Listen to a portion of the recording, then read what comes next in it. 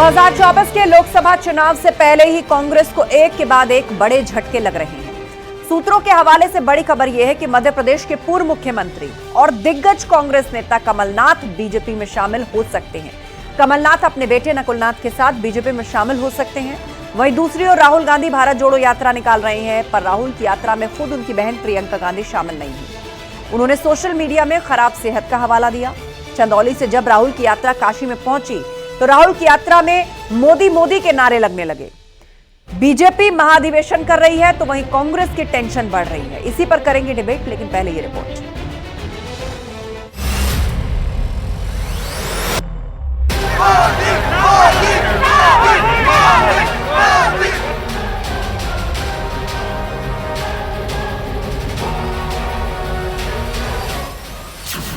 काशी में राहुल की यात्रा, मोदी मोदी के नारे।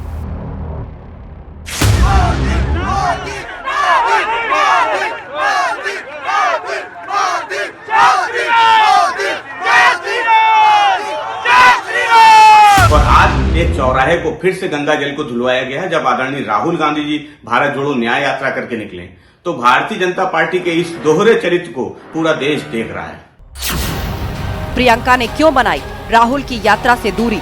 प्रियंका गांधी की कल तबीयत खराब हुई, इस वजह से वो यात्रा में शामिल नहीं हो पाई। इसकी जानकारी उन्होंने सोशल मीडिया अकाउंट पे भी दी है, लेकिन भारतीय जनता पार्टी का काम हमेशा अफवाह फैलाने का रहा है। राहुल जोड़ रहे भारत, साथ ही छोड़ रहे पार्टी। और ये भारत जोड़ो न्याय यात्रा नहीं, कांग्रेस छोड़ो और देश बचाओ यात्रा चल रही है इस समय, क्योंकि जहां जहां पांव पड़े राहुल के वहां वहां कांग्रेस का बंटा ढार। छोड़कर हाथ, कमलनाथ बीजेपी के साथ। ये आप लोग कह रहे हैं जी, आप लोग एक्साइट हो रहे हैं। मैंने कहा मैं तो एक्साइट नहीं हूँ इस तरफ या उस तरफ, पर बात ये है कि अगर ऐसी कोई बात होगी, मैं आप सबको सबसे पहले खबर करूँ। इंडी गठबंधन के बाद कांग्रेस भी खंड खंड 400 पार हो रही है, पूरा ऊर्जा पूरी शक्ति के साथ। उसमें कोई कोताही, कोई कंफ्यूजन नहीं है। पूरे देश की जनता ने सोच लिया कि कैसे भी यशस्वी प्रधानमंत्री मोदी जी जो एक निस्वार्थ सेवा करते हैं उनको 400 पार करवाएंगे, उनके नारे को सत्य करेंगे।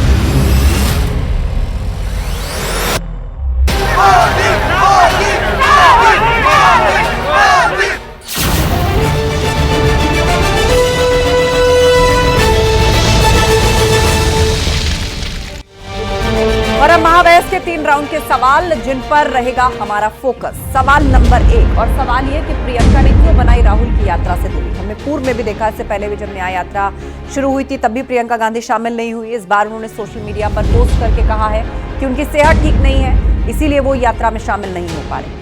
सवाल नंबर 2, छोड़कर हाथ, कमलनाथ बीजेपी के साथ। अब अटकलें तेज हैं कि कमलनाथ अपने बेटे नकुलनाथ के साथ बीजेपी ज्वाइन कर सकते हैं। अगर ऐसा हुआ तो ये बहुत बड़ा झटका कांग्रेस पार्टी के लिए होगा, परसेप्शन के लिहाज से भी और मध्य प्रदेश की राजनीति के लिहाज से भी। सवाल नंबर 3, राहुल जोड़ रहे भारत, साथ ही छोड़ रहे पार्टी। एक तरफ राहुल गांधी भारत जोड़ो न्याय यात्रा निकाल रहे हैं और कांग्रेस पार्टी के तमाम नेता जो हैं एक एक करके बीजेपी का रुख कर रहे हैं।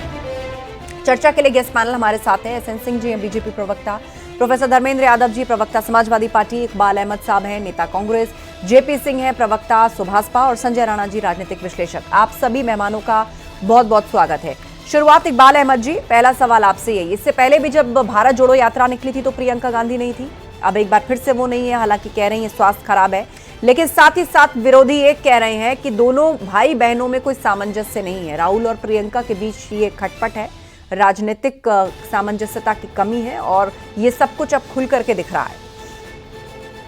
देखिए, प्रियंका जी का स्वास्थ्य ठीक नहीं है, इस वजह से वो न्याय यात्रा में नहीं आ पाई हैं। और जहां तक भाई और बहन की बात करते हैं, हमें लगता है कि हिंदुस्तान के दुनिया में ये दोनों भाई बहन एक मिसाल हैं मोहब्बत की। जिस तरीके से ये दोनों भाई बहन मोहब्बत करके ये साबित कर चुके हैं और साथ दिखाते हैं कि हाँ देखो, ये भाई बहन की मोहब्बत होती है। तो ये बीजेपी को और लोगों को बहुत तकलीफ होती है कि कैसे ये दोनों लोग का ये मेल इतना अच्छा है। और जहां तक न्याय यात्रा की बात है, न्याय यात्रा सफल है। अभी आप बनारस में देखिए, कल जन सैलाब जिस तरीके से उमड़ा है, जन सैलाब जो सड़कों पे दिखा चल रहा था साथ में, वो किराए का जन सैलाब नहीं हो सकता है। किसी मैदान आप में जन सैलाब कह रहे हैं इकबाल जी, काशी पहुंचे जी। तो वहां मोदी मोदी के नारे लग रहे थे, काले झंडे अच्छा, दिखाए ये जा रहे थे। बताइए, बीजेपी ने प्लान कर रखा है, कुछ लोगों को ले आके खड़ा कर देते हैं, और जिस तरीके से राहुल जी उतर के बस से और जो बीजेपी का नारा लगा रहे थे। चलिए, सिग्नल फिलहाल चला गया, लेकिन काफी कुछ कह गए एसएन सिंह जी। आपका जवाब, कांग्रेस का कहना है कि जन सैलाब उमड़ रहा है, जनता का हुजूम उमड़ रहा है, और ऐसा कुछ नहीं है कि राहुल प्रियंका में नहीं बनती, उनकी सेहत खराब है इसलिए वो नहीं आई। अच्छा जी, देखिए, हम कौन होते हैं कांग्रेस के बारे में कुछ कहने वाले, प्रियंका जी और राहुल जी के बारे में कुछ कहने वाले। लेकिन एक बड़ी देसी कहावत है देखिए कि खैर खून खांसी खुशी बैर प्रीत मदपान, दाबे से ना दबे जानत सकल जहान। ये हमने नहीं कहा, ये गांव के लोग कहते हैं, और सब जान रहे हैं कि कांग्रेस में कैसी खटपट चल रही है, नहीं चल रही है। दूसरी बात आप देख लीजिए, हमारे यहाँ हिंदू धर्म में, सनातन में ये माना जाता है कि शुभ समय में कोई आप कार्य करेंगे वो सुंदर फल देगा, और अशुभ समय में अगर कोई कार्य करेंगे तो अशुभ फल देगा। ये यात्रा पश्चिम बंगाल पहुंचती है तो वहां सहयोगी भाग जाते हैं, यात्रा बिहार पहुंचती है वहां सहयोगी छोड़कर भाग जाते हैं, और देखिए ये यात्रा उत्तर प्रदेश पहुंचती है, सहयोगी तो छोड़ दीजिए, परिवार ही साथ छोड़ के भाग जाता है। तो मुझे लगता है कि जो कुछ भी सनातन में कहा गया है, नचावत राम गोसाई और नाचत सब मरकट की नहीं, हम कौन होते हैं कांग्रेस पे कुछ कहने वाले। हाँ, भारतीय जनता पार्टी निश्चित तौर पे मोदी जी की गारंटी वाली गाड़ी वो गांव गांव जाकर विकसित भारत संकल्प यात्रा को लेकर चल रही है, और बता रही है कि किस तरह से मोदी जी के नेतृत्व में 10 वर्षों में विकास के कार्य हुए हैं। 3 तलाक पर कानून आया है। ठीक है, तो ये तमाम बातें हैं जो आप चुनावी मैदान में एक बार फिर से रखने वाले हैं। प्रोफेसर धर्मेंद्र यादव, INDIA की बात करें तो अब बताइए, उत्तर प्रदेश के लिहाज से तो केवल आप ही रह गए कांग्रेस के साथ, अगर है कि नहीं है, मतलब सीट बंटवारे पर अभी भी तस्वीर क्लियर नहीं है आप दोनों की। सपा अपनी तरफ से सीटों का ऐलान कर चुकी है, कांग्रेस कहती रही नहीं नहीं अभी बात चल रही है, लेकिन उसके बाद भी कुछ क्लैरिटी सामने नहीं आई, और इस बीच कमलनाथ जैसे बड़े नेता का कांग्रेस छोड़कर जाने की अटकलें। तो ये तो INDIA के लिए कहा जा रहा था, बचा है कि नहीं है, यहाँ तो कांग्रेस पार्टी भी टूटती नजर आ रही। देखिए आस्था जी, इंडिया गठबंधन पूरी मजबूती के साथ पूरे देश में चुनाव लड़ेगा, और भारतीय जनता पार्टी की जन विरोधी नीतियां हैं, जिस तरह से लोगों को धोखा देने का काम किया भारतीय जनता पार्टी ने, जिस तरह ठगने का काम किया है, उस आधार पर हम जनता के बीच में जाएंगे और 2024 के चुनाव को आम जनता से जोड़ करके भारतीय जनता पार्टी की नाकामियां बताने का काम करेंगे। जहां तक रही कमलनाथ जी की बात, तो कांग्रेस पार्टी के हैं, वो कब जाएंगे कहां जाएंगे ये अच्छी जानकारी कांग्रेस के नेता या प्रवक्ता दे सकते हैं।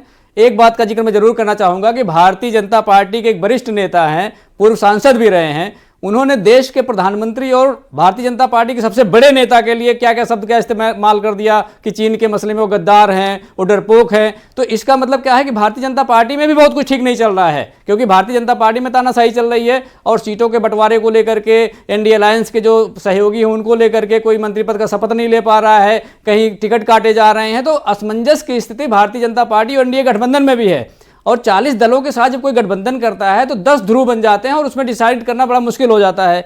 इसी वजह से भारतीय जनता पार्टी जो दूसरे दल के लोग हैं उन पे लगातार प्रयास कर रही है कि ED की डर से, कभी CBI की डर से, कभी IT की डर से उनको अपने खेमे में लाने का प्रयास किया जाए। मैं एक बात आपसे जरूर कहना चाहूंगा, और बहुत जोर देकर कहना चाह रहा हूं, कि आज जो JDU पार्टी है, नीतीश कुमार जी को आप NDA का हिस्सा मानती हैं कि नहीं मानती हैं? मैं आपको बता दे रहा हूं कि पोस्ट पोल देखिएगा कि नीतीश जी प्रधानमंत्री बनने वाले तो है नहीं, वहां पे नीतीश जी गृह मंत्री बनने वाले भी नहीं है। तो आप मुझे बता दीजिए कि पोस्ट पोल NDA में JDU के नेता नीतीश जी रहेंगे या नहीं रहेंगे, ये भारतीय जनता पार्टी को तय करना पड़ेगा। अच्छा, आपने अभी से पोस्ट पोल के समीकरण बताने शुरू कर दिए, लेकिन अभी तो फिलहाल जिस स्टेज में हम लोग हैं, चुनाव अनाउंस भी नहीं हुए, और जो मोर्चा विपक्ष का बन के तैयार हुआ था INDIA के नाम से, उसमें अब कौन कौन रह गया? नेशनल कॉन्फ्रेंस भी अलग हो गई है, TMC की राह अलग, आपसे कोई सामंजस्य नहीं बैठ पाया, समाजवादी पार्टी से भी अभी तस्वीर क्लियर नहीं है, बहुत कुछ खटास में। लेकिन इस बीच इकबाल अहमद जी, खबर यह कि कमलनाथ जी अपने बेटे नकुलनाथ के साथ बीजेपी ज्वाइन कर सकते हैं, ये तो बहुत बड़ा झटका आपके लिए होगा, पॉलिटिकल परसेप्शन के लिहाज से भी और राजनीति के लिहाज से भी।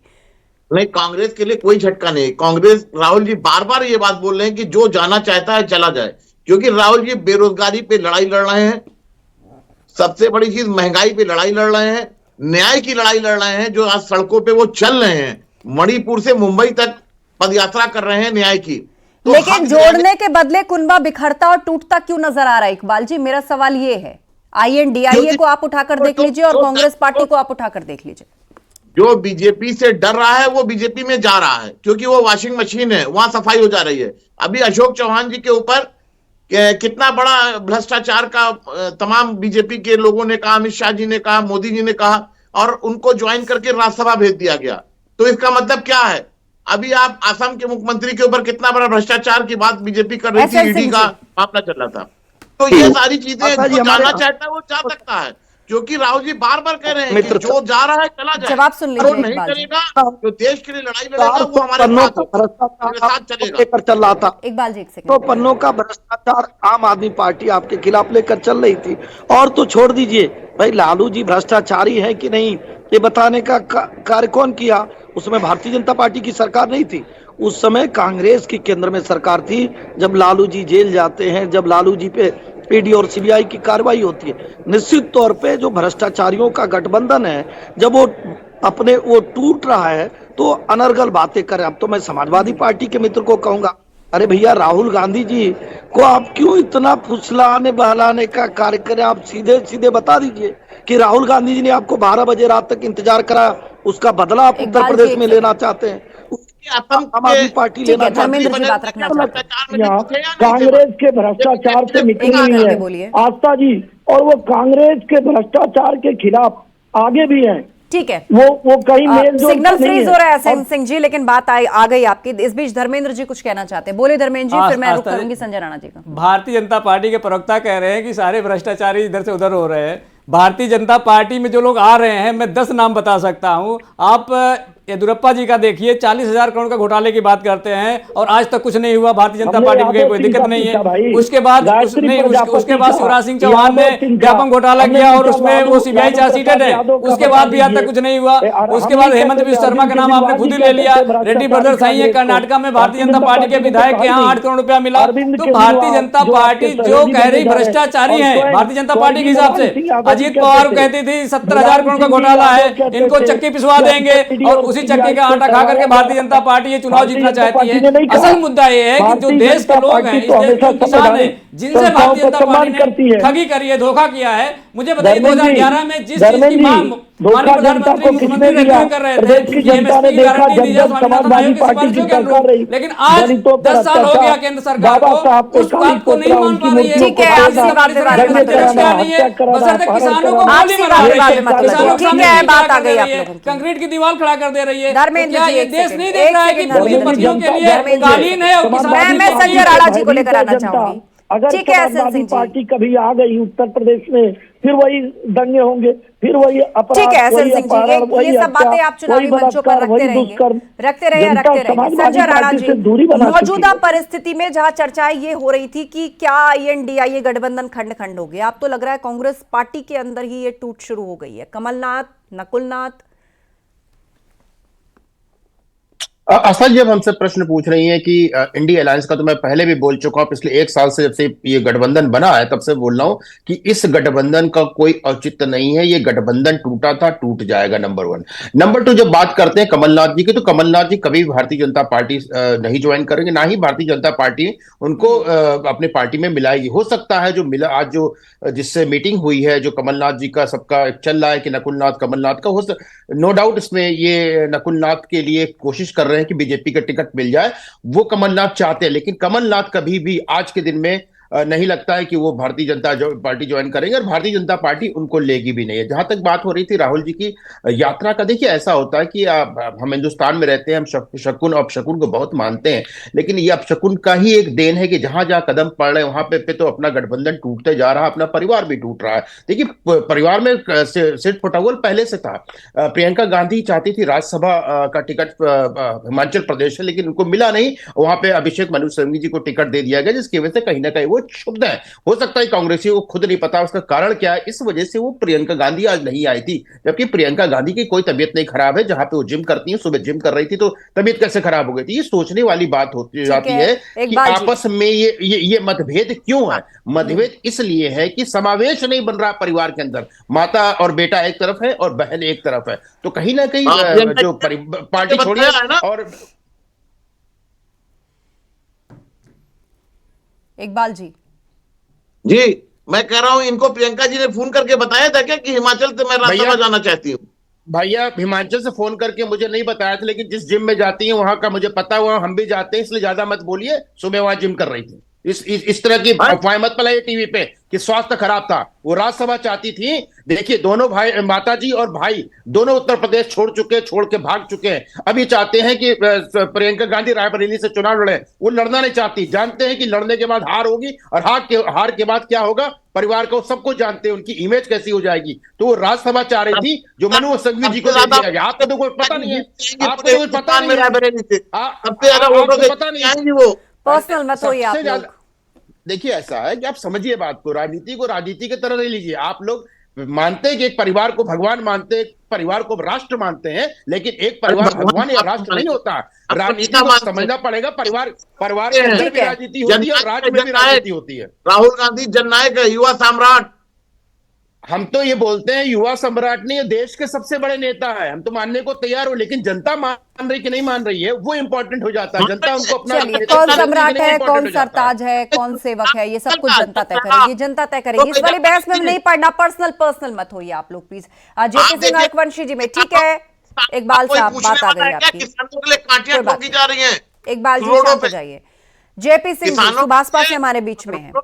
ठोकी जा रही, उनको रोका जा रहा, जैसे लगता है कहीं विदेश से किसान आया है। जेपी सिंह जी, आपसे बार बार सवाल पूछा जा रहा है, और आज तो ओपी राजभर कह रहे थे कि मैं मंत्री बनूंगा वरना लोकसभा चुनाव ही नहीं होंगे, मैं होने नहीं। उन्होंने कहा कि उन्होंने बोला नहीं, उन्होंने जो कहा उसका गलत मतलब निकाला जा रहा है। उन्होंने कहा कि आचार संहिता नहीं लगेगी। नहीं जब मैं चाहूंगा तब लगेगी। ऐसा ही कुछ बोला है उन्होंने। देखिए बिल्कुल मैं बता देता हूं। उन्होंने कहा कि जब पहले मंत्रिमंडल विस्तार होगा उसके बाद लोकसभा चुनाव होंगे, और उनका जो कहने का तरीका था उससे आप लोगों ने ये अंदाजा लगाया कि लोकसभा चुनाव तभी होंगे जब मंत्री बनेंगे। तो दोनों बातें आगे पीछे करके बोली जा सकती हैं, लेकिन देखिए लोकसभा चुनावों से पहले मंत्रिमंडल विस्तार होगा, और मेरे ख्याल से जो अभी राज्यसभा चुनाव होने वाले हैं उत्तर प्रदेश में, उससे पहले ही मंत्रिमंडल विस्तार हो जाएगा। तो उसके लिए बहुत इफ एंड बट करने की जरूरत नहीं है। जहां तक कांग्रेस की बात रही, तो कांग्रेस को अपना गिरेबान झांकना चाहिए कि उत्तर प्रदेश में जब पहली भारत जोड़ो यात्रा हुई थी तो उसमें से उत्तर प्रदेश को केवल कुछ घंटे दिए गए थे। इस बार भी कांग्रेस के रणनीतिकारों ने 11 दिन का समय दिया था, लेकिन उसको घटा के 6 दिन कर दिया गया। अभी राहुल जी आज 1 दिन का पोस्टपोन करके वायनाड जा रहे हैं, यानी कि कुल मिला के 5 दिन मिलेंगे उत्तर प्रदेश को, जो देश का सबसे बड़ा राज्य है, जहां पे सबसे ज्यादा लोकसभा सीटें आती हैं। भाई बहन की अंदरूनी कलह तो राजनीतिक विश्लेषक ने बता ही दी है, लेकिन मैं बता दूं कि जीत और हार का अगर आप ये सोचें कि मैं जीतूंगा ही, लेकिन जब आप लड़ते ही नहीं है तो आप बिना लड़े ही हार मान रहे हैं, तो ये खुद कांग्रेस को अपने गिरेबान में झांक के देखना चाहिए। जी देखिए आप लोग जिस तरीके से भाई बहन के बारे में बात कर रहे हैं, ये तो हंसने वाली बात है। आप लोग तो ऐसी बात कर रहे हैं। अरे उन लोगों का, उन लोग की मोहब्बत, आप लोग ऐसी बात करते हैं। भाई प्रियंका जी जिस तरीके से काम कर रही हैं, पूरे देश में घूम के जा रही हैं, हिमाचल में रही, कर्नाटक में रही हैं, तो उनको तो पूरे देश की राजनीति देखनी है, सिर्फ उत्तर प्रदेश के बारे में आप सोच रहे हैं। नहीं, उत्तर प्रदेश की तो महासचिव है वो। आप ये बताइए उत्तर प्रदेश की महासचिव हैं प्रियंका जी या नहीं है? उनको उत्तर प्रदेश के अंदर उपस्थित रहना चाहिए था या नहीं रहना चाहिए था? वाजिब सवाल है इकबाल जी। सीट उनकी जो बची हुई थी, विधानसभा चुनाव खत्म हुए, मुझे बता दीजिए प्रियंका गांधी कितनी बार उत्तर प्रदेश आई हैं? निकाय चुनाव निपट गए, कितने उपचुनाव निपट गए, कितनी बार आई है प्रियंका गांधी यूपी? हिमाचल के बाद वो कर्नाटक आ गई, कर्नाटक के बाद तेलंगाना, यूपी कहाँ है? नहीं, जिम्मेदारी तो उनके ऊपर उत्तर प्रदेश की है। जहां से पूर्वज लड़ते आए हैं, अमेठी, रायबरेली, सुल्तानपुर से। आप कुछ भी कहिए, लेकिन जनता सीजनल पॉलिटिक्स पसंद नहीं करती, उसने नकारा है। चुनाव परिणाम इस बात का गवाह है कि सीजनल पॉलिटिक्स को जनता ने नकारा है। धर्मेंद्र जी, ठीक है, मैं आती हूँ 1 सेकंड। एसएन सिंह जी, धर्मेंद्र जी, उसके बाद एसएन सिंह। जिस तरह से ओम प्रकाश राजभर जी का बयान आया है, इससे जो भारतीय जनता पार्टी ने चुनाव आयोग की शुचिता को जो बट्टा लगाया है, भारतीय जनता पार्टी ने जो पार्लियामेंट को बट्टा लगाया है, भारतीय जनता पार्टी ने जो संवैधानिक संस्थाएं हों, चाहे सीबीआई हो, ईडी हो, आईटी हो, इस तरह से जिस तरह से संवैधानिक संस्थाओं का बट्टा लगाया है, ये देश के सामने आज ओम प्रकाश राजभर जी के मुंह से कैमरे के सामने निकल गया। तो मुझे लगता है इसमें भारतीय जनता पार्टी को एक बार सोच के देखने की जरूरत है कि लोकतंत्र को इतना कमजोर करके भारतीय जनता पार्टी क्या हासिल करना चाहती है। अगर भारतीय जनता पार्टी को देना भी चाह रही है तो किसानों को दे दे, ऐसी क्या दिक्कत पड़ी है मुझे बताइए। जो किसान दिल्ली में आना चाह रहे हैं उनके लिए कील बिछा दिया, उनके लिए कंक्रीट की दीवार बना दी, उनके लिए आंसू गैस के गोले छोड़े जा रहे हैं। अरे ये अन्नदाता है। मोदी जी के जो 4 स्तंभ बताए थे उनमें से एक स्तंभ है, इस स्तंभ को खत्म करके गोलियों से ऐसा क्या लेना चाह रही भारतीय जनता पार्टी। वही चाइना के साथ ऐसे संबंध है, प्रधानमंत्री जी 18 बार मिलने चले गए, ऐसा क्या मिलता है उन्हें प्रधानमंत्री से मिलने से मुझे बताइए। चीन के प्रधानमंत्री जी ने हमारी जमीन कब्जा कर रखी है, उनसे 18 बार मिलते हैं, किसानों से मिलने का समय नहीं है। पिछली बार एक साल के आंदोलन में 1000 से ज्यादा किसानों की मौत हो गई थी, उसमें मोदी जी ने एक शब्द भी नहीं बोला। मतलब एक शब्द अगर बोल देते तो मैं मानता कि वो किसानों के हितैषी हैं। ठीक है, आपने किसानों को लेकर सवाल सुनिए। देखिए आस्था जी, एक कहावत है कि स्वार्थ के सब सगे, कहावत से काम नहीं चलेगा। 10 साल का शासन है आपका केंद्र में, आप बताइए किसानों के लिए क्या किया। कहावत से काम नहीं चलता है। जो जनता मांग रही है जवाब कि आपने किसानों के लिए क्या किया, सुन लीजिए, नौजवानों के लिए क्या किया। सुनिए, कहावत से सारा काम चल रहेगा तो अब आप उनकी बात सुन लीजिए ना, बोलिए। आप सुन लीजिए धर्मेंद्र जी। अखिलेश यादव जी, आदरणीय अखिलेश यादव जी कहते हैं कि उत्तर प्रदेश में कांग्रेस का कुछ भी नहीं है, भारतीय जनता पार्टी नहीं कहती है। अभी हुआ कि सोनिया जी चुनाव नहीं लड़ेंगी तो माना गया नहीं, वहां कांग्रेस का जनाधार है। तो अखिलेश यादव जी अपना मंशा जाहिर कर दिए कि कुछ दिन के बाद हम भी इस नाव पे उतर जाएंगे। और हम नहीं, कहावत नहीं कर रहे, पूरी दुनिया ये जानती है कि कोई भी नाव जो डूब रही होती है लोग उससे किनारा कर लेते हैं। मनुष्य नहीं, पशु पक्षी भी सूखते पेड़ से किनारा कर लेते हैं। भारतीय जनता पार्टी ने क्या किया? भारतीय जनता पार्टी ने तो ऐसा कार्य कर दिया कि आपको तकलीफ हो रही है। जहां पे आप कहते थे परिंदे पर नहीं मार सकते, वहां आप पैर रखने की जगह पूछती है कि किसानों की एमएसपी क्यों नहीं दे रहे हैं तो आप दूसरी तरफ चले जाते हैं। जब मैं आपसे पूछ रहा हूँ शिक्षा का बजट आपने लगातार क्यों घटाया, 10 सालों तक लगातार क्यों घटाया? आपने कृषि का बजट 10 सालों तक क्यों घटाया? मैं इसमें सवाल पूछ रहा हूँ, आपके सवाल का जवाब मेरे पास लास्ट 20 करोड़ रोजगार देने का वादा हमने तो नहीं किया था, प्रधानमंत्री जी ने कहा था। आय दोगुनी करने की बात हमने तो नहीं कही थी, प्रधानमंत्री जी ने कहा था। आप दोनों मेरे पास लास्ट 3 मिनट का वक्त है, सब लोग अपनी बात रखें। धर्मेंद्र जी, मैंने तो नहीं कहा था, क्यों नहीं हुआ आज तक? देखिए 2022 तक डॉलर इकोनॉमी हुई है, नहीं कहा था। तो आपने जो कहा था उस पर जवाब दीजिए ना। धर्मेंद्र जी, आपने सवाल पूछा, एहसन सिंह जी ने जवाब दिया। ये जवाब शायद हो जाइए संजय राणा जी, बोलिए, आपको डेटा रखना। हमारे भाई धर्मेंद्र जी ने बड़े अच्छे प्रश्न उठाया कि किसानों के लिए क्या सरकार ने किया है। मैं जवाब दे देता हूँ। एहसन जी शांत हो जाइए, मैं आपको बताता हूँ किसानों के लिए सरकार ने दंगा रही। अरे सरकार ने क्या काम किया है मैं बताता हूँ आपको। देखिए ऐसा है कि 2014 में जो सब बजट था केंद्र सरकार का किसानों के लिए यानी कृषि के लिए 27,000 करोड़ का, तो आज के दिन में 1,25 लाख करोड़ हो गया। 2014 में जो वीट का प्राइस 2022 का बताओगे या उसका बताओगे? अरे सुन तो लो, 2022 का बताइए 3.2 था, 1,23,000 जीडीपी का। आप मिसकोट मत करिए यहाँ पे राणा जी, मिसकोट मत करिए। और मैं आपको बता दे रहा हूँ 2014 से 2015 में घटा, 2016 में घटा, 2017 में घटा, 2018 में घटा, 2019 में घटा, 2020 में घटा, फिर 21 में घटा, फिर 22 में घटा। एक बार भी कृषि का बजट नहीं बढ़ा है। आप झूठ बोलिए, गलत बात है। अपराधियों की मदद करके क्या मिला था आपको? अपराधी आपसे बिल्कुल तीनों में आप प्रोफेसर हैं, बड़े व्यक्ति हैं, पढ़े लिखे व्यक्ति बड़े व्यक्ति क्या है? आप झूठ बोलोगे तो बड़ा व्यक्ति कहने में दुख हो जाऊंगा। झूठ क्यों बोले मुझे बताइए? झूठ बोलने के लिए थोड़ा ना बैठे इस राष्ट्रीय चैनल पे आप। इतने बड़े प्लेटफॉर्म पे झूठ क्यों बोले मुझे बताइए? ठीक है, चलिए आपसी बात विवाद में मत फंसिए। हर साल का बजट देखिए, आपसी बात विवाद में मत फंसिए। आप अपने अपने फैक्ट्स अपने अपने समय पर रखिए।